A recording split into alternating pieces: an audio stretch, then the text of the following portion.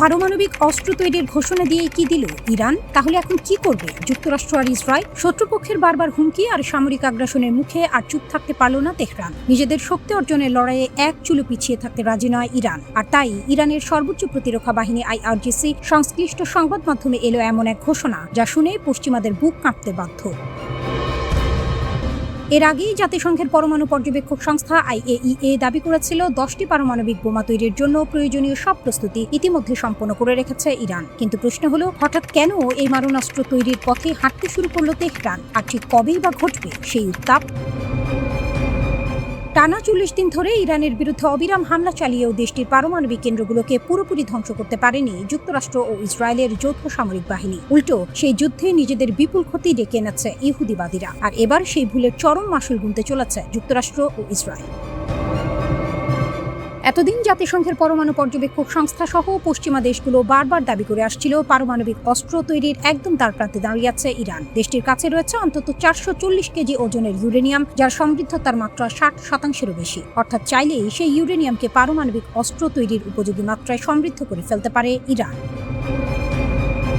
আর এবার সেই সব জল্পনা কল্পনার সমাপ্তি ঘটিয়েই তেহরান জানিয়ে দিল, পারমাণবিক অস্ত্র তৈরি ছাড়া আর কোনো বিকল্প রাস্তা খোলা নেই দেশটির সামনে। IRGC সংশ্লিষ্ট সংবাদ মাধ্যম ফার্স্ট নিউজের বরাতে যুক্তরাজ্য ভিত্তিক সংবাদ মাধ্যম ইরান ইন্টারন্যাশনাল জানিয়েছে, নতুন বিশ্ব ব্যবস্থা গড়তে এবং শত্রুদের সামরিক চাপ মোকাবিলায় পারমাণবিক অস্ত্র অর্জনই এখন ইরানের জন্য অপরিহার্য। এর মধ্য দিয়েই তেহরানের সঙ্গে যুক্তরাষ্ট্র ও ইসরায়েলের মাঝে ক্ষমতার এক ভারসাম্য তৈরি হবে, যার ফলে ইরানের বিরুদ্ধে যে কোনো সংঘাতে নামার আগে শত্রুরা বারবার ভাবতে বাধ্য হবে। যদিও এখনো ইরান সরকারের পক্ষ থেকে এ বিষয়ে কোনো আনুষ্ঠানিক ঘোষণা আসেনি।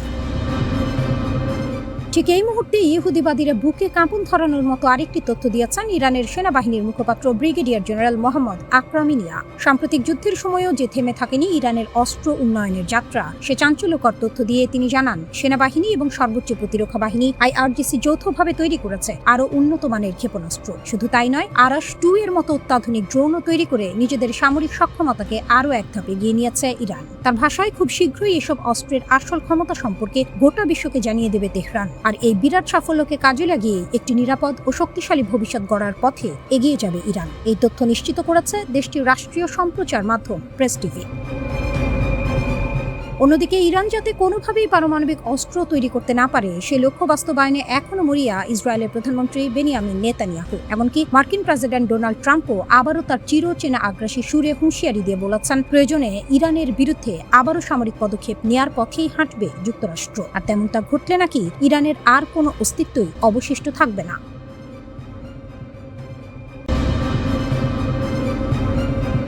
ইরানের গোপন অস্ত্র ভান্ডার, যুদ্ধের মাঝেই তৈরি হলো নতুন প্রজন্মের মারণাস্ত্র। 40 দিন ধরে বোমার আঘাত সামলাতেও ইরানের বিজ্ঞানীরা থামেননি। গবেষণাগারের আলো নেভেনি, কারণ তেহরান জানে, যুদ্ধ শুধু ময়দানে জেতা যায় না, জিততে হয় প্রযুক্তিতে। শত্রুর চাপে শান করা তলোয়ার। ইসরায়েল আর যুক্তরাষ্ট্র ভেবেছিল ধারাবাহিক সামরিক চাপে ইরানকে হাঁটু গাড়তে বাধ্য করা যাবে, কিন্তু হিসাবটা উল্টে গেছে। ইরান সেনাবাহিনীর মুখপাত্র ব্রিগেডিয়ার জেনারেল মোহাম্মদ আকরাম মিনিয়া সরাসরি জানিয়ে দিয়েছেন, সংঘাতের 40টি দিনই শুধু যুদ্ধ নয়, একই সাথে চলেছে নতুন প্রজন্মের ড্রোন আর ক্ষেপণাস্ত্র তৈরির কাজ। এমনকি যুদ্ধের শেষ পর্যায়ে সেই নতুন ড্রোন সরাসরি অপারেশনেও নামানো হয়েছে। শত্রুর রকেট মাথার উপর পড়ছে আর ইরানের প্রকৌশলীরা তখনও নতুন অস্ত্রের নকশা আঁকছেন। এটাই ইরানের আসল শক্তি। আরাশ-2 চেয়েও শক্তিশালী নতুন ড্রোনের রহস্য। ইরানের আরাশ-2 ড্রোনের নাম আন্তর্জাতিক সামরিক মহলে আগেই আলোড়ন তুলেছিল, কিন্তু আকরাম মিনিয়া দাবি করছেন, সম্প্রতি যুদ্ধে ব্যবহৃত নতুন ড্রোনগুলো আরাশ-2 চেয়েও উন্নত। কতটা উন্নত সেটা এখনো পুরোপুরি প্রকাশ করা হয়নি। আর এই রহস্যটাই সবচেয়ে বড় বার্তা, কারণ যে অস্ত্রের পুরো সক্ষমতা প্রতিপক্ষ জানে না, সেই অস্ত্রই সবচেয়ে ভয়ঙ্কর। ইরান ইচ্ছে করেই তা লুকিয়ে রাখছে। গবেষণাগারের প্রযুক্তিকে অত্যন্ত কম সময়ের মধ্যে যুদ্ধক্ষেত্রে নিয়ে আসা, এটা প্রমাণ করে ইরানের প্রতিরক্ষা শিল্প এখন আর পশ্চিমের ওপরে নির্ভরশীল নয়, বরং নিজস্ব গতিতে এগিয়ে যাচ্ছে। দুটো কৌশল, একটাই লক্ষ্য। ইরান এখন দুই পথে হাঁটছে। প্রথম পথ, দেশের ভেতরেই উন্নত অস্ত্র তৈরি, বাইরের নিষেধাজ্ঞা, অবরোধ কোনো কিছুতেই দমানো যাচ্ছে না তেহরানের প্রতিরক্ষা শিল্পকে। সেনাবাহিনী ও IRGC দুই বাহিনীর ক্ষেপণাস্ত্রেই এসেছে নতুন প্রযুক্তিগত উন্নয়ন। দ্বিতীয় পথ, মিত্র দেশগুলোর সাথে সামরিক সহযোগিতা বাড়ানো এবং আধুনিক প্রযুক্তি সংগ্রহ করা। একা নয়, জোট বেঁধে শক্তি বাড়ানো। এই দুই কৌশলের মিলিত ফলাফল হলো এমন একটি ইরান যাকে চাপে ফেলে দুর্বল করা ক্রমেই কঠিন হয়ে উঠছে। পারমাণবিক প্রশ্ন, 60% ইউরেনিয়ামের গল্প। আন্তর্জাতিক পরমাণু শক্তি সংস্থা IAEA এর প্রধান রাফায়েল গ্রসি নিশ্চিত করেছেন, ইরানের কাছে 60% মাত্রায় সমৃদ্ধ ইউরেনিয়ামের মজুদ আছে। বিশ্লেষকরা বলছেন, এই ইউরেনিয়াম আরও সমৃদ্ধ করা হলে তাত্ত্বিকভাবে একাধিক পারমাণবিক অস্ত্র বানানো সম্ভব। ইরান অবশ্য বলছে, তাদের পারমাণবিক কর্মসূচি সম্পূর্ণ শান্তিপূর্ণ। কোনো আনুষ্ঠানিক ঘোষণা নেই পারমাণবিক অস্ত্র তৈরির। কিন্তু যুক্তরাজ্য ভিত্তিক ইরান ইন্টারন্যাশনাল জানাচ্ছে, IRGC সংশ্লিষ্ট বিশ্লেষণে স্পষ্ট বলা হয়েছে, যুক্তরাষ্ট্র আর ইসরায়েলের ধারাবাহিক সামরিক চাপ সামলাতে ইরানের জন্য পারমাণবিক প্রতিরোধ সক্ষমতা এখন অপরিহার্য হয়ে উঠেছে। নিউ ইয়র্ক পোস্টও লিখেছে, শক্তিশালী প্রতিরোধ গড়েই সমান অবস্থান থেকে আলোচনার টেবিলে বসতে চায় তেহরান। অর্থাৎ পারমাণবিক শক্তি ইরানের কাছে এখন শুধু অস্ত্র নয়, এটা কূটনৈতিক দর কষাকষির হাতিয়ারও। ইসরায়েলের লাল রেখা, এই পুরো সমীকরণে একটি বড় ফ্যাক্টর হলো ইসরায়েল। নেতানিয়াহু সরাসরি বলেছেন, ইরানকে পারমাণবিক অস্ত্রের দোরগোড়ায় পৌঁছাতে দেওয়া হবে না, প্রয়োজনীয় ব্যবস্থা নেওয়া হবে। যুদ্ধবিরতির আলোচনা চললেও পারমাণবিক ইস্যুতে উত্তেজনা এখনো তুঙ্গে। এই উত্তেজনাই আসলে ইরানকে আরও দ্রুত অস্ত্র বিকাশের দিকে ঠেলে দিচ্ছে।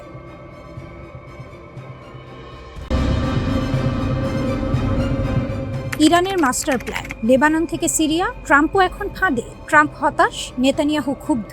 আর এই দুই নেতার মধ্যকার ফাটলের মধ্য দিয়ে ইরান শুধু দেখছে আর মুচকে হাসছে। মধ্যপ্রাচ্যের রাজনীতিতে এমন মুহূর্ত কমই আসে। আমেরিকার সবচেয়ে বড় মিত্র ইসরায়েল এখন তার সবচেয়ে বড় দাতার সাথে প্রকাশ্যে দ্বন্দ্বে। আর এই সুযোগে ইরান কোনো বোমা না ছুড়েই কূটনৈতিক ময়দানে জিতে যাচ্ছে একের পর এক পয়েন্ট। 21 জুন 2025, ট্রাম্প ফক্স নিউজে বসে এমন কিছু বললেন যা মধ্যপ্রাচ্যের রাজধানীগুলোতে ভূমিকম্পের মতো ছড়িয়ে পড়ল। তিনি বললেন, ইসরায়েল হিজবুল্লাহকে শেষ করতে পারছে না, প্রতিবার অ্যাপার্টমেন্ট ভেঙে ফেলে, আমি ভাবছি এই কাজটা সিরিয়াকে দিয়ে দেব। এটা শুধু হতাশার কথা না, এটা একটি সিগন্যাল। আমেরিকার মধ্যপ্রাচ্য নীতিতে গভীর ফাটল ধরেছে। কিন্তু সিরিয়ার প্রেসিডেন্ট আহমেদ আল শারা সেই প্রস্তাব লুফে নিলেন না, বরং সরাসরি বললেন, সিরিয়া লেবাননে কোনো সামরিক ভূমিকায় যাবে না। তার ভাষায়, লেবাননের সমাধান আসবে যুদ্ধে নয়, শহর বোমা মেরে নয়, বরং সৃজনশীল সমাধানে।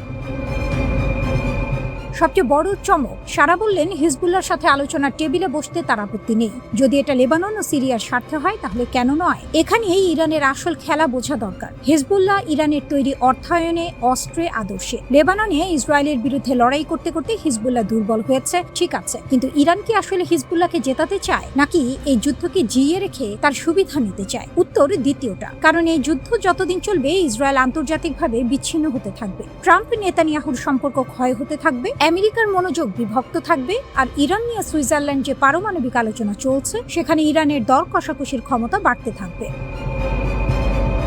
ট্রাম্প নিজেই স্বীকার করলেন, হিজবুল্লাহ হলো ছোট যুদ্ধ, বড় ডিল হলো ইরান। আর সেই বড় ডিলের টেবিলে ইরান এখন শক্ত হাতে বসে আছে, কারণ লেবাননে আগুন জ্বলছে। ট্রাম্প কেন এত বিরক্ত? ট্রাম্পের হতাশার কারণ একটাই, টাইমিং। যখনই ইরানের সাথে চুক্তির কাছাকাছি পৌঁছায় আমেরিকা, তখনই বৈরুতে বিস্ফোরণ হয়, সাধারণ মানুষ মরে, ক্যামেরায় ধ্বংসের ছবি ভাসে, আর পুরো কূটনৈতিক মোমেন্টাম নষ্ট হয়ে যায়। তিনি বললেন, আমি লেবাননে হামলা পছন্দ করি না, বিশেষত বৈরুতের ভেতরে চুক্তি সইয়ের ঠিক আগে। এটা শুধু আবেগের কথা নয়, এটা কৌশলের কথা। ইসরায়েলের প্রতিটা আক্রমণ ইরানের সাথে বড় চুক্তির পথকে কঠিন করছে।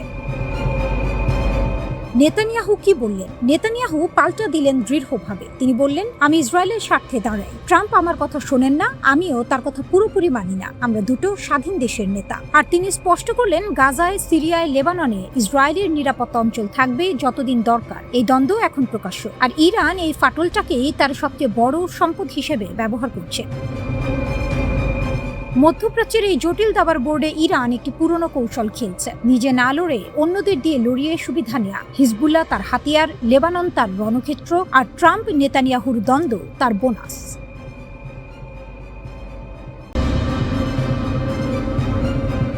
আমেরিকাকে তাদের নিজের মাঠে রুখে দিল ইরান। ওয়াশিংটনের সমস্ত সামরিক শক্তির দাপটকে তুড়ি মেরে উড়িয়ে দিয়ে পারস্য উপসাগরের নিয়ন্ত্রণ এখন সম্পূর্ণ তেহরানের হাতে। কুয়েতের আকাশে ক্ষেপণাস্ত্রের গর্জন আর বাহরাইনে বাজতে থাকা সাইরেন আজ বিশ্বকে একটি স্পষ্ট বার্তা দিচ্ছে, মধ্যপ্রাচ্যে আমেরিকার দিন শেষ, এখন রাজত্ব চলবে কেবল ইরানের। সবকিছু শুরু হয়েছিল স্ট্রেইট অফ হরমুজ বা হরমুজ প্রণালীতে। বিশ্বের মোট জ্বালানি তেলের প্রায় 1/5 পরিবাহিত হয় এই সরু জলপথ দিয়ে। আর এই স্ট্রেইট অফ হরমুজেই পানামার পতাকাবাহী তেলবাহী ট্যাঙ্কার MT কিকুর ওপর ড্রোন হামলা চালিয়ে ইরান প্রমাণ করে দিল এই অঞ্চলের পানির প্রতিটি ফোঁটার ওপর তাদের নজরদারি রয়েছে। মার্কিন প্রেসিডেন্ট ডোনাল্ড ট্রাম্পের সরাসরি নির্দেশে মার্কিন বিমান ও নৌবাহিনী ইরানের 10টি সামরিক ঘাঁটিতে পাল্টা হামলা চালালেও তেহরানকে দমানো যায়নি। বরং মার্কিন এই আগ্রাসনের জবাবে ইরান যে পাল্টা আঘাত হেনেছে তা হোয়াইট হাউসের ঘুম উড়িয়ে দেওয়ার জন্য যথেষ্ট। মার্কিন মিত্রদের বুকে কাঁপন, কুয়েত ও বাহরাইনে আঘাত। আমেরিকার ওপর ইরানের এই কৌশলী ও বীরত্বপূর্ণ আঘাতের পর কাঁপন ধরাচ্ছে মধ্যপ্রাচ্যে ওয়াশিংটনের তথাকথিত মিত্রদের বুকে।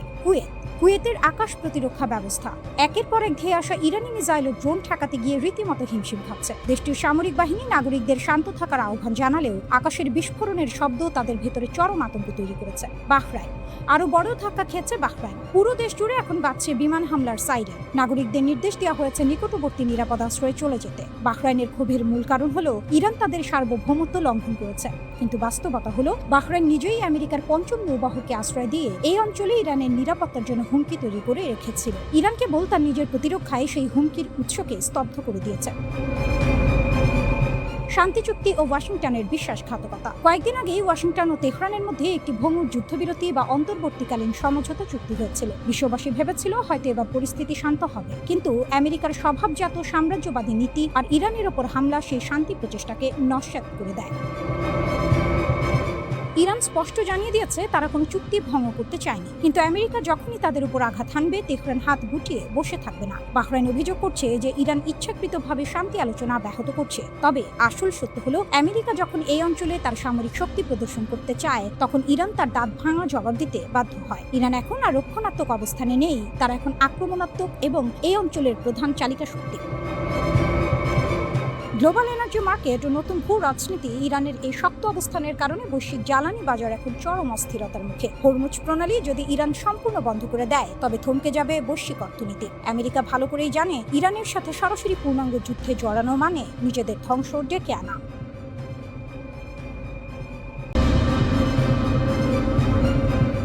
ইরান যে অস্ত্র বানিয়েছে আমেরিকা তার নাম জানত না। পাইলট যখন জ্ঞান ফিরে পেলেন তখন তিনি পেন্টাগনের গোয়েন্দাদের সামনে বসে কাঁপা গলায় বললেন ওগুলো ড্রোন ছিল, কিন্তু ওগুলো একসাথে নিঃশ্বাস নিচ্ছিল।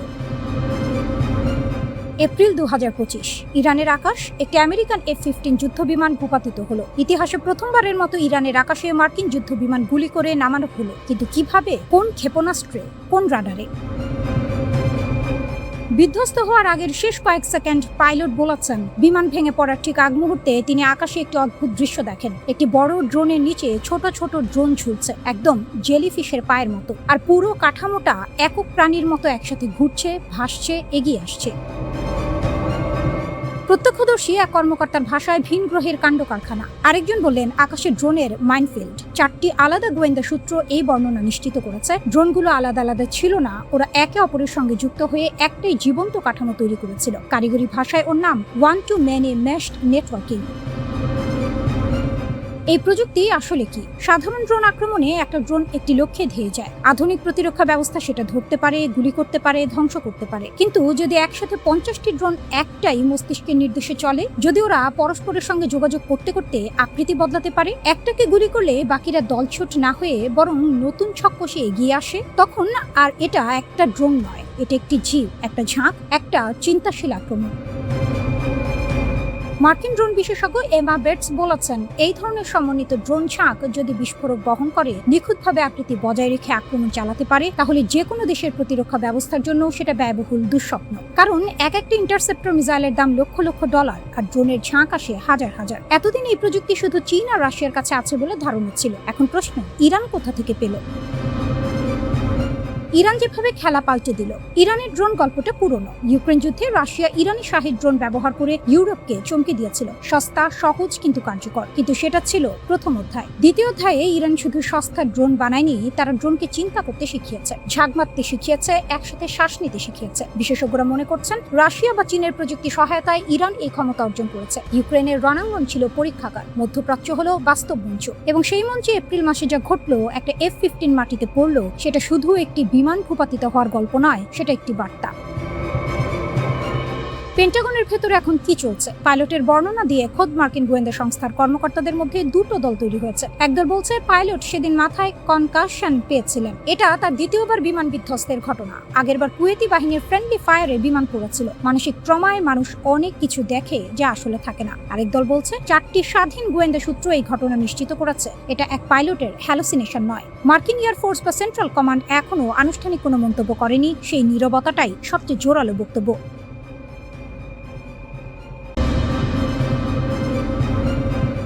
খামেনির রক্তের হিসাব, ইরান কি এবার সব শেষ করে দেবে? 28 ফেব্রুয়ারি, সেই রাতটা ইরান কোনোদিন ভুলবে না। আয়াতুল্লাহ আলী খামেনি, ইসলামিক প্রজাতন্ত্রের সর্বোচ্চ নেতা, যুক্তরাষ্ট্র ও ইসরায়েলের যৌথ অভিযানে নিহত হলেন। ইহুদিবাদীরা ভেবেছিল এই এক আঘাতেই ইরান ভেঙে পড়বে, নেতৃত্ব শূন্য হয়ে যাবে তেহরান। ইসলামিক প্রজাতন্ত্রের কফিনে শেষ পেরেক ঠোকা হয়ে গেছে। কিন্তু তারা ভুল করেছিল, মারাত্মক ভুল, যে ভুলের দাম দিতে হবে। খামেনি হত্যার পরপরই ওয়াশিংটন ও তেল আবিব অপেক্ষা করছিল ইরানের পতনের জন্য, কিন্তু তেহরান পড়ে যায়নি, উঠে দাঁড়িয়েছে। এবং শুধু উঠে দাঁড়ায়নি, পাল্টা আঘাত করেছে এমনভাবে যা গোটা বিশ্বকে হতবাক করে দিয়েছে। পারস্য উপসাগরীয় অঞ্চলে মার্কিন যুক্তরাষ্ট্রের কমপক্ষে 21টি সামরিক ঘাঁটি মাটিতে মিশিয়ে দিয়েছে ইরানের সামরিক বাহিনী। একটি বা দুটি নয়, 21টি। প্রতিটি আঘাত ছিল সুনির্দিষ্ট, পরিকল্পিত, বিধ্বংসী। এরপরেও যারা ভাবছিলেন ইরান দুর্বল হয়ে গেছে, তারা এখন নতুন করে হিসাব মেলাচ্ছেন। কূটনীতির মাঝেও জয়, শুধু যুদ্ধের ময়দানে নয়, কূটনীতির টেবিলেও ইরান বাজিমাত করেছে। ইসরায়েলের প্রধানমন্ত্রী নেতানিয়াহু আর মার্কিন প্রেসিডেন্ট ট্রাম্পের মধ্যে যে ফাটল তৈরি হয়েছে সেটা কম বড় ঘটনা নয়। বছরের পর বছর ধরে ওয়াশিংটন তেল আবিবের যে অটুট জোট, সেই জোটে চির ধরাতে পেরেছে তেহরান। যুদ্ধবিরতি আলোচনায় যুক্তরাষ্ট্রকে সমঝোতায় আসতে বাধ্য করেছে ইরান, চাপের কাছে নয়, নিজের শর্তে। এটা ছোট জয় নয়, প্রতিশোধ এখনো বাকি। ইরানের পররাষ্ট্রমন্ত্রী আব্বাস আরাকচি সাফ জানিয়ে দিয়েছেন খামেনির হত্যায় জড়িতদের ক্ষমা করা হবে না, প্রতিশোধ নেওয়া হবে। খামেনি হত্যার পরপরই ইরান নেতানিয়াহুর কার্যালয় লক্ষ্য করে একাধিক ক্ষেপণাস্ত্র হামলা চালিয়েছিল। সেদিন ইসরায়েলি প্রধানমন্ত্রী কার্যালয়ে ছিলেন না, তাই বেঁচে গেছেন। কিন্তু তেহরান সেই চেষ্টা ছেড়ে দেয়নি, বরং আরও নিখুঁত পরিকল্পনায় সেই হিসাব বুঝে নেওয়ার পথ খুঁজছে।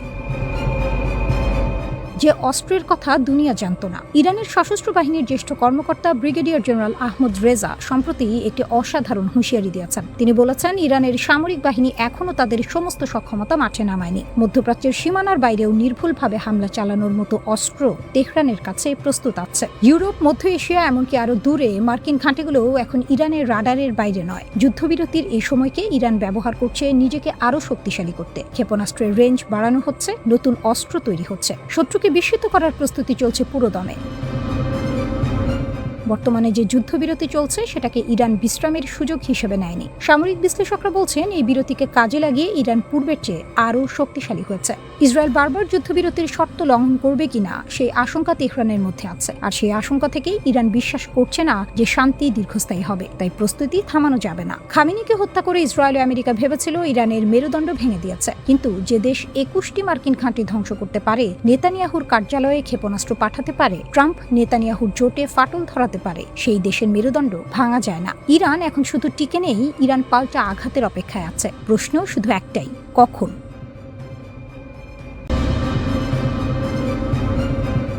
মার্কিন যুক্তরাষ্ট্র ও ইরানের মধ্যকার নজিরবিহীন সংঘাতের বারুদ শান্ত হতে না হতেই মধ্যপ্রাচ্যের ভূ রাজনীতিতে এক নতুন ঝড়ের পূর্বাভাস মিলছে। ওয়াশিংটন ও তেল আবিবের সমস্ত সামরিক ও মনস্তাত্ত্বিক চাপকে বুড়ো আঙুল দেখিয়ে ইরান এবং তার মিত্ররা কেবল যে টিকে গেছে তাই নয়, বরং তারা বুক চিতিয়ে দাঁড়িয়েছে। আর এই পুরো দৃশ্যপটের ঠিক কেন্দ্রবিন্দুতে রয়েছে লেবাননের প্রতিরোধ আন্দোলন হিজবুল্লাহ।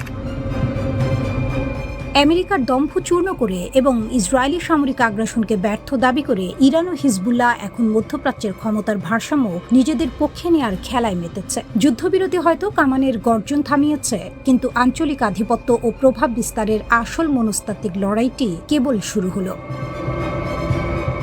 যুদ্ধবিরতির পরপরই এক অগ্নিগর্ভ টেলিভিশন ভাষণে হিজবুল্লাহ প্রধান নাইম কাশেম ইসরায়েলের সামনে স্পষ্ট ও কঠোর শর্ত ছুড়ে দিয়েছেন। হিজবুল্লাহর এই বার্তা কোনো নমনীয়তা নয়, বরং চরম লিভারেজ বা সুবিধাজনক অবস্থানে থেকে দেয়া একটি হুঙ্কার। কাশেমের দাবি অত্যন্ত সোজা সাপটা, পূর্ণাঙ্গ প্রত্যাহার। ইসরায়েলকে লেবাননের প্রতি ইঞ্চি ভূখণ্ড থেকে সম্পূর্ণ এবং একটি নির্দিষ্ট সময়সীমার মধ্যে চলে যেতে হবে। কোনো বাফার জোন নয়, কোনো আংশিক পিছু হটা, তথাকথিত বাফার জোন বা আপোষের কোনো সুযোগ নেই। সার্বভৌম সার্বভৌমত্ব পুনরুদ্ধার। লিতানি নদীর দক্ষিণে কেবল লেবাননের সেনাবাহিনী মোতায়েন থাকবে এবং আকাশ, স্থল ও সমুদ্র পথে ইসরায়েলি আগ্রাসন সম্পূর্ণ বন্ধ করতে হবে। কাশেম অত্যন্ত চতুরতার সাথে লেবাননের অভ্যন্তরীণ রাজনীতিকেও এক বার্তা দিয়েছেন। তিনি সাফ জানিয়েছেন, লিতানি নদীর দক্ষিণে লেবানন সেনাবাহিনী এবং হিজবুল্লাহর মধ্যকার পারস্পরিক নিরাপত্তা ও সহযোগিতা কেমন হবে তা সম্পূর্ণ তাদের অভ্যন্তরীণ বিষয়। এতে ইসরায়েলের নাক গলানোর বা কোনো কিছু জানার অধিকার নেই। হিজবুল্লাহ নিজেকে লেবানন রাষ্ট্রের সার্বভৌমত্বের সবচেয়ে বড় গ্যারান্টি হিসেবে উপস্থাপন করছে, যা আমেরিকার অহংকার গুড়িয়ে দিয়েছে। হিজবুল্লাহর এই আকস্মিক আত্মবিশ্বাসের মূল জ্বালানি আসছে তেহরান থেকে। ইতিহাসের অন্যতম বিপজ্জনক ও সরাসরি মার্কিন ইসরায়েলি হুমকির মুখোমুখি হয়েও ইরানের শাসন ব্যবস্থা কেবল টিকেই থাকেনি, বরং নিজেদের অক্ষকে অক্ষত রাখতে পেরেছে। তেহরানের নেতারা এই সংঘাতের সমাপ্তিকে মার্কিন অর্থনৈতিক ও সামরিক চাপের বিরুদ্ধে এক মহাকাব্যিক বিজয় হিসেবে উদযাপন করছেন। ইরানের এই রাজনৈতিক ও সামরিক টিকে থাকা পুরো প্রতিরোধের অক্ষ, তা সে লেবানন, সিরিয়া কিংবা ইয়েমেনেই হোক না কেন, তাদের মধ্যে এই ধারণাকে দৃঢ় করেছে যে ওয়াশিংটন তেল আবিব জোট অপরাজেয় নয়। হিজবুল্লাহর হিসাব কষে দেখিয়েছে যে গত কয়েক মাসের তীব্র ইসরায়েলি বিমান হামলা, শীর্ষ নেতৃত্বের হত্যাকাণ্ড এবং আন্তর্জাতিক নিষেধাজ্ঞা সত্ত্বেও তাদের রাজনৈতিক সংকল্প ও সামরিক চেইন অফ কমান্ড ভেঙে ফেলা যায়নি। তারা প্রমাণ করতে চায় তারা এখনও ধ্বংসস্তূপের মধ্য থেকে উঠে দাঁড়িয়ে পোস্ট ওয়ার বা যুদ্ধোত্তর ল্যান্ডস্কেপের প্রধান খেলোয়াড় হিসেবে নিয়ন্ত্রণ বজায় রাখছে। হিজবুল্লাহ ও ইরানের এই চরম আগ্রাসী মনোভাবের পেছনে আরেকটি অত্যন্ত গুরুত্বপূর্ণ অনুঘটক কাজ করছে, তা হল মার্কিন যুক্তরাষ্ট্র এবং ইসরায়েলের মধ্যকার ক্রমশ দৃশ্যমান হতে থাকা ফাটল। উপরিকাঠামোতে ওয়াশিংটন যতই ইসরায়েলের অবিচ্ছেদ্য মিত্র হিসেবে নিজেকে জাহির করুক না কেন, সামরিক কৌশল, আঞ্চলিক উত্তেজনা বৃদ্ধি এবং যুদ্ধ পরবর্তী মধ্যপ্রাচ্যের ভবিষ্যৎ রূপরেখা নিয়ে হোয়াইট হাউস ও তেল আবিবের মধ্যে গভীর মতবিরোধ তৈরি হয়েছে।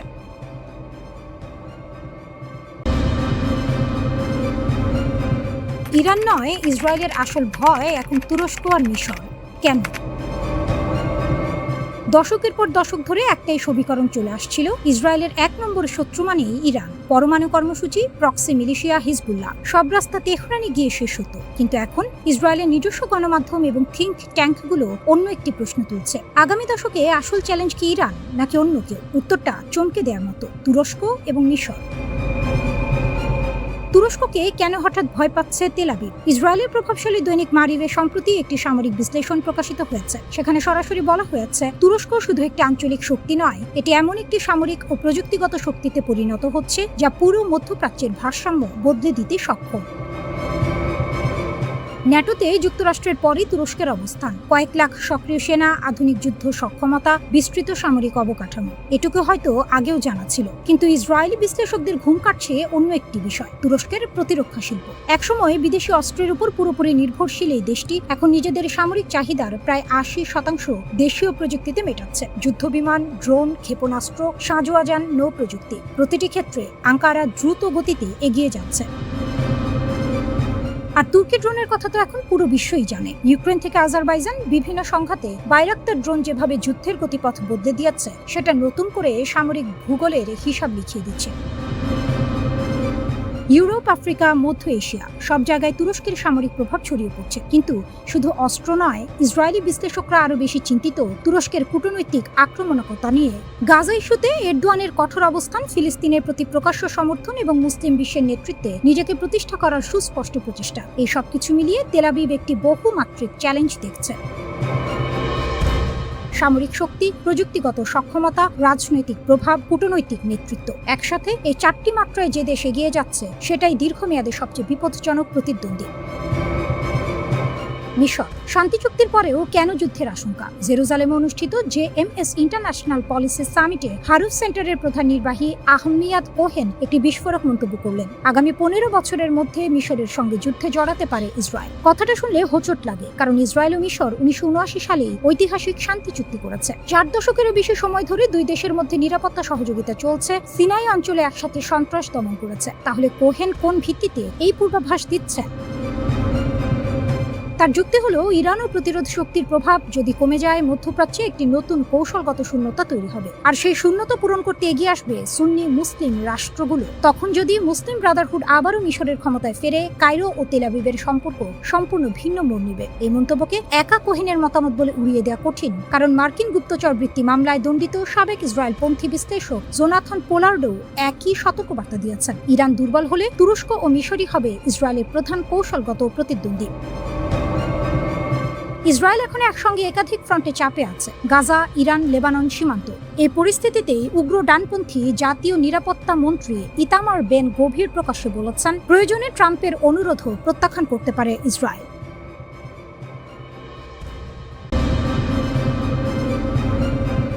ইরানের $12 বিলিয়ন ট্র্যাপ, যেভাবে মার্কিন ছাড়েই জেগে উঠছে তেহরানের সামরিক দানব। যে ইরানকে এক কোনায় চেপে ধরতে ওয়াশিংটন বছরের পর বছর নিষেধাজ্ঞার জাল বুনেছে, সেই ইরানই এখন মার্কিন সিদ্ধান্তের সুবাদে এক নতুন সমীকরণের কেন্দ্রে। যুক্তরাষ্ট্র ও ইরানের মধ্যকার 60 দিনের এক সাময়িক চুক্তি যেন তেহরানকে রাতারাতি বৈশ্বিক ভূ রাজনীতির মূল নায়কের আসনে বসিয়ে দিয়েছে। মার্কিন ছাড় ও ইরানের হাতে নতুন শক্তির চাবিকাঠি। সম্প্রতি যুক্তরাষ্ট্রের দেওয়া সামরিক ছাড়ের ফলে ইরানের তেল রপ্তানি, ব্যাংকিং লেনদেন এবং আন্তর্জাতিক বাণিজ্যে এক স্বস্তির নিঃশ্বাস পড়েছে। দীর্ঘদিন ধরে অবরুদ্ধ থাকা তেহরানের অর্থনীতিতে হুট করেই নতুন অর্থ ও সম্পদের জোয়ার আসার সুযোগ তৈরি হয়েছে। চুক্তির আওতায় ইরানের তেল বিক্রির ওপর থেকে নিষেধাজ্ঞা তুলে নেওয়া হচ্ছে এবং জব্দ করা $12 বিলিয়ন ফিরিয়ে দেওয়ার সিদ্ধান্ত হয়েছে। বিশ্লেষকদের মতে এই অর্থ সরাসরি ইরানের প্রতিরক্ষা খাতে এক বিশাল বুস্টার ডোজ হিসেবে কাজ করবে। সামরিক বিশেষজ্ঞদের মতে এই বিপুল অর্থ হাতে পাওয়ার পর ইরানের মূল লক্ষ্য হবে নিজেদের সবচেয়ে বড় দুর্বলতা ঢেকে ফেলা। সাম্প্রতিক সংখ্যাগুলোতে দেখা গেছে ইরানের আকাশ প্রতিরক্ষা ব্যবস্থা বেশ ভঙ্গুর, আর এই দুর্বলতার সুযোগ নিয়ে ইসরায়েল ও যুক্তরাষ্ট্র বিভিন্ন সময় ইরানের সামরিক স্থাপনা, ক্ষেপণাস্ত্র ঘাঁটি এবং অস্ত্র তৈরির কারখানায় অনায়াসে হামলা চালাতে পেরেছে। তেহরান এখন এই ক্ষত মেরামত করতে মরিয়া। তাদের প্রধান লক্ষ্য হবে উন্নত রাডার ব্যবস্থা ও ক্ষেপণাস্ত্র প্রতিরক্ষা ব্যবস্থা গড়ে তোলা, অত্যাধুনিক আকাশ নজরদারি প্রযুক্তি সংগ্রহ করা, আর এই আকাশ প্রতিরক্ষার প্রযুক্তিগত ঘাটতি পূরণে ইরানকে সবচেয়ে বড় সহযোগিতা করতে পারে রাশিয়া ও চীন। বেইজিং, মস্কো, পিয়ংইয়ং ট্রাইও ইরানের ব্যাকবোন। ইরানের এই সামরিক পুনর্গঠন প্রক্রিয়া কিন্তু একা একা সম্ভব নয়। এর পেছনে রয়েছে এক শক্তিশালী অক্ষশক্তি, যার প্রধান ভিত্তি হলো চীন। অস্ত্র তৈরির জন্য সরাসরি ক্ষেপণাস্ত্র না এলেও চলে, কিন্তু যা লাগে তা হলো চিপস, সেন্সর এবং হেভি মেশিনারি। বিশেষজ্ঞদের মতে চীন থেকে বিভিন্ন ইলেকট্রনিক যন্ত্রাংশ, চিপ, ড্রোন প্রযুক্তি, মেশিন টুলস এবং শিল্প সরঞ্জাম সংগ্রহ করা ইরানের জন্য এখন তুলনামূলক অনেক সহজ। চীনের এই বিশাল শিল্প ও সরবরাহ ব্যবস্থা ব্যবহার করেই ইরান তার নিজস্ব সামরিক কারখানাকে ঢেলে সাজাবে। পাশাপাশি আরেকটি বড় স্তম্ভ হলো রাশিয়া। ইউক্রেন যুদ্ধে দীর্ঘ সময় ধরে লড়াই করার ফলে রাশিয়ার ঝুলিতে এখন আধুনিক যুদ্ধের বাস্তব অভিজ্ঞতা রয়েছে। ড্রোন যুদ্ধ কিভাবে চালাতে হয়, কিভাবে প্রতিপক্ষের ইলেকট্রনিক যোগাযোগ জ্যাম করতে হয়, কিংবা যুদ্ধের মধ্যেও কিভাবে সামরিক অবকাঠামো টিকিয়ে রাখতে হয়, তার সব কৌশল মস্কোর নখদর্পণে। রাশিয়া এখন ইরানের জন্য শুধু অস্ত্র সরবরাহকারী নয়, বরং সামরিক জ্ঞান ও রণকৌশলের এক অমূল্য উৎস। এর সাথে যোগ হচ্ছে উত্তর কোরিয়া। দশকের পর দশক ধরে আন্তর্জাতিক নিষেধাজ্ঞার জাঁতাকলে পিষ্ট হয়েও উত্তর কোরিয়া যেভাবে তাদের ক্ষেপণাস্ত্র কর্মসূচি সফলভাবে চালিয়ে গেছে, সেই নিষেধাজ্ঞা ফাঁকি দেওয়ার ফর্মুলা এখন ইরানের বড় পুঁজি। সীমিত সম্পদ ব্যবহার করে কিভাবে বিকল্প সরবরাহ ব্যবস্থা গড়ে তুলতে হয়, সেই গোপন দীক্ষা ইরান পাচ্ছে পিয়ংইয়ং এর কাছ থেকে। বিশ্লেষকদের স্পষ্ট হুঁশিয়ারি, এই অর্থ আর বিশ্বস্ত মিত্রদের সহায়তায় ইরান যদি একবার পুরোপুরি জেগে ওঠে, তবে মধ্যপ্রাচ্যে তাকে থামানো যুক্তরাষ্ট্র কিংবা ইসরায়েল কারো পক্ষে আর সম্ভব হবে না।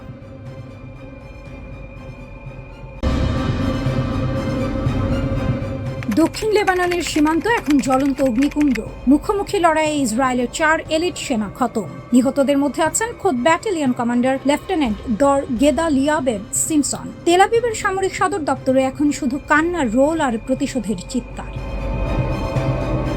এই চরম পরাজয় দিশেহারা হয়ে ইসরায়েলের কট্টরপন্থী মন্ত্রী ইতামার বেন গাভির হুমকি দিয়েছেন গোটা লেবাননকে জ্বালিয়ে পুড়িয়ে ছারখার করে দেয়ার। ইসরায়েলি আগ্রাসনের এই দানবীয় রূপের সামনে মধ্যপ্রাচ্যের একমাত্র অতন্ত্র প্রহরী হিসেবে দাঁড়িয়ে গেছে ইরান। পশ্চিমা সাম্রাজ্যবাদ আর ইসরায়েলি দম্ভের মুখে লেবাননকে রক্ষা করতে ইরান এখন নায়কের আসনে। সীমান্তের ট্র্যাজেডি ও ইসরায়েলের দম্ভচূর্ণ। দক্ষিণ লেবাননের পাহাড়ি অঞ্চলে ইসরায়েলি বাহিনী ভেবেছিল তারা সহজেই আধিপত্য বিস্তার করবে, কিন্তু লেবাননের প্রতিরোধ যোদ্ধাদের সুনিপুণ অ্যাম্বুশে মুহূর্তের মধ্যে চূর্ণ হয়ে যায় ইসরায়েলি অহংকার। 4 সেনা নিহতের খবর ছড়িয়ে পড়তেই তেল আবিবের রাজনৈতিক অঙ্গনে তোলপাড় শুরু হয়। বিশেষ করে ব্যাটালিয়ন কমান্ডার সিমসনের মৃত্যু ইসরায়েলি ডিফেন্স ফোর্সের মনোবলকে গুঁড়িয়ে দিয়েছে। এই ক্ষয়ক্ষতি আড়াল করতেই এখন ইসরায়েলের কট্টর ডানপন্থীরা উন্মাদের মতো আচরণ করছে। ইতামার বেন গাভিরের উস্কানি। ইসরায়েলের জাতীয় নিরাপত্তা বিষয়ক মন্ত্রী বেন গাভির সরাসরি লেবাননের হাজারো মাইল কোল খালি করার হুমকি দিয়েছেন। তিনি পুরো অঞ্চলকে মানচিত্র থেকে মুছে ফেলার ডাক দিয়েছেন। এই উন্মাদনা প্রমাণ করে মাঠ পর্যায়ে প্রতিরোধ যোদ্ধাদের মার খেয়ে ইসরায়েল কতটা মরিয়া। মার্কিন ইসরায়েল দ্বিমুখী নীতি ও ফ্রান্সের অসহায়ত্ব। লেবানন ইস্যুতে পশ্চিমা জোটের ভেতরেই এখন তীব্র ফাটল। একদিকে মার্কিন প্রেসিডেন্ট ডোনাল্ড ট্রাম্প বৈরুতে ইসরায়েলি বিমান হামলার সমালোচনা করছেন, অন্যদিকে ইসরায়েলকে অস্ত্র সরবরাহ সচল রাখছেন। ট্রাম্পের এই তথাকথিত উদ্বেগ আসলে মধ্যপ্রাচ্যে মার্কিন মুখ বাঁচানোর একটি চেষ্টা মাত্র। নেতানিয়াহু সাফ জানিয়ে দিয়েছেন ওয়াশিংটনের কোনো বিধিনিষেধ তিনি মানবেন না। এদিকে ফরাসি পররাষ্ট্রমন্ত্রী জন ওয়েলবুরো যুক্তরাষ্ট্রের কাছে আকুতি জানাচ্ছেন যেন তারা ইসরায়েলকে থামায়, কিন্তু বাস্তবতা হলো পশ্চিমা পরাশক্তিগুলো মুখে শান্তির কথা বললেও ভেতরে ভেতরে ইসরায়েলি যুদ্ধাপরাধের অংশীদার। তারা লেবাননের সার্বভৌমত্ব রক্ষায় সম্পূর্ণ ব্যর্থ। ইরান লেবাননের সার্বভৌমত্বের আসল ত্রাতা। পশ্চিমাদের এই ভণ্ডামি এবং ইসরায়েলের আগ্রাসনের মুখে লেবানন যখন অভিভাবকহীন, ঠিক তখনই ত্রাতার ভূমিকায় অবতীর্ণ হয়েছে ইরান। তেহরান কেবল ফাঁকা বলি বা যুদ্ধের হুমকি দেয় না, তারা মাঠ পর্যায়ে প্রতিরোধ গড়ে তোলার আসল কারিগর। যুদ্ধবিরতির নামে ইসরায়েলি প্রতারণা। লেবানন ও ইসরায়েলের মধ্যে একটি যুদ্ধবিরতির সমঝোতা হওয়ার কথা ছিল, কিন্তু ইসরায়েল তাদের পুরনো স্বভাব অনুযায়ী সেই সমঝোতা লঙ্ঘন করেছে। তাদের আসল উদ্দেশ্য শান্তি নয়, বরং দক্ষিণ লেবাননের খনিজ ও কৌশলগত অঞ্চলের ওপর নিয়ন্ত্রণ প্রতিষ্ঠা করা। ইসরায়েলি সেনাবাহিনী ঘোষণা করেছে যে তারা লেবাননের অবকাঠামো ধ্বংস করা অব্যাহত রাখবে। এটি কোনো সামরিক অভিযান নয়, এটি একটি স্বাধীন রাষ্ট্রের ওপর জাতিগত নিধন যজ্ঞ। আর এই আগ্রাসনের সামনে ইরান একাই প্রতিরোধ প্রাচীর গড়ে তুলেছে। অবিরাম ইসরায়েলি হামলায় দক্ষিণ লেবাননে এখন মানবিক বিপর্যয় চরমে। হাজার হাজার নিরীহ মানুষ প্রাণ হারিয়েছেন, লাখ লাখ মানুষ নিজ ভূমিতে উদ্বাস্ত হয়ে দিন কাটাচ্ছেন। জাতিসংঘ এবং আন্তর্জাতিক অপরাধ আদালত কেবল নীরব দর্শকের ভূমিকা পালন করছে।